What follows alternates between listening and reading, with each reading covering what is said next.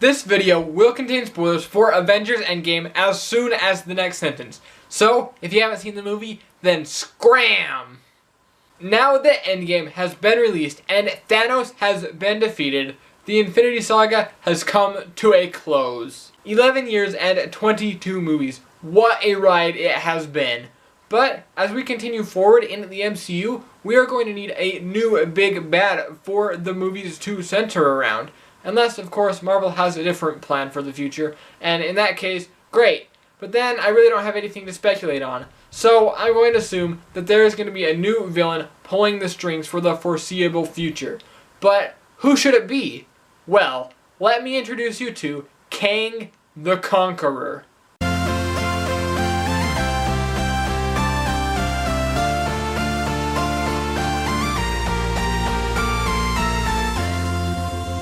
Of all the Marvel movie villains, Thanos is easily the best. But when it comes to comics, my favorite villain has to be Kang. So, who is Kang, you may be asking? Well, sit back and enjoy the story. Nathaniel Richards, a descendant of Reed Richards' father of the same name, was born in the year 3000 AD.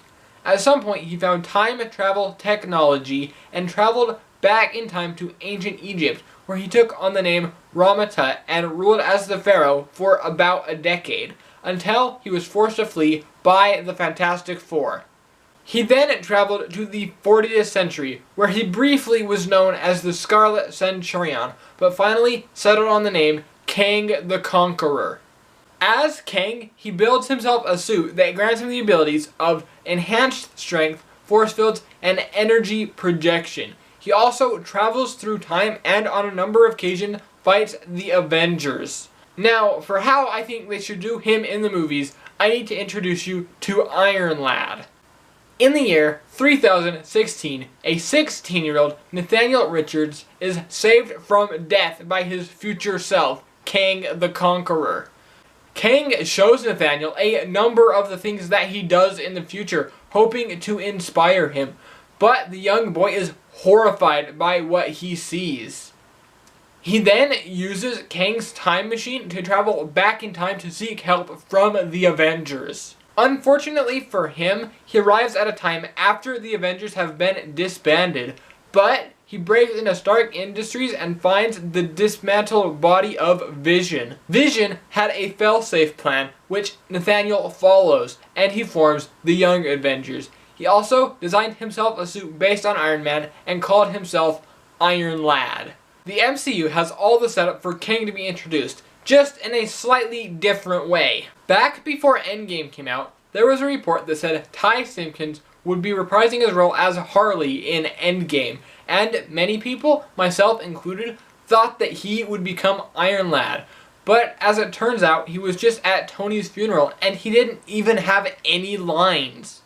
But that doesn't mean that he can't still become Iron Lad in the future. And if he becomes Iron Lad, then he could become Kang.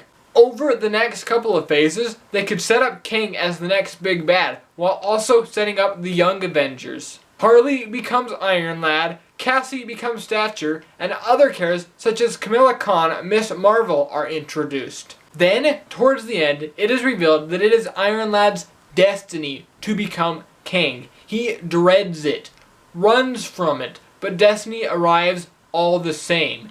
By the end, he learns that he must become Kang or the timeline will be destroyed. Endgame set up time travel, alternate timelines, and possibly Iron Lad. All the things you need for a great Kang story. Then, with Kang, there are so many different ways to go. If I were to write the Kang story, I would do something like this. Harley becomes Kang and takes over the 40th century at some point after giving in to his destiny. As the ruler of that time, he falls in love with the Princess Ravonna, and he is still the same person that he was before. He is not evil in any way. In fact, he is a great ruler and watches over his people to the best of his ability.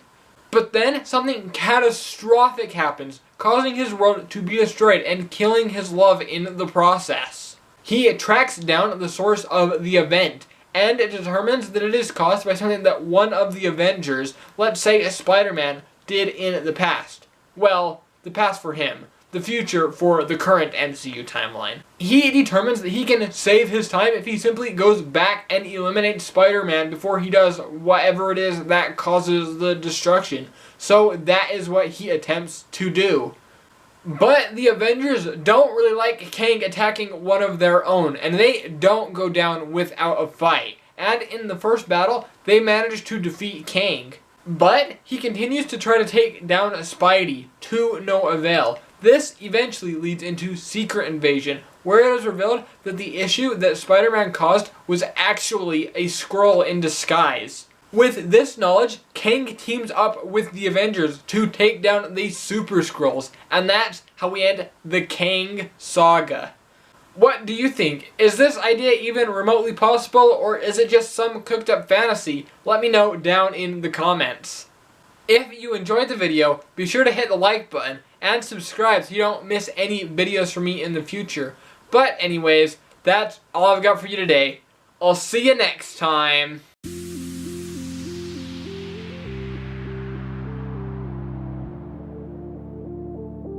As Kang, he builds himself a suit that gives him enhanced strength, force fields, and the ability to shoot projection energy blasts. That's not what the script says at all.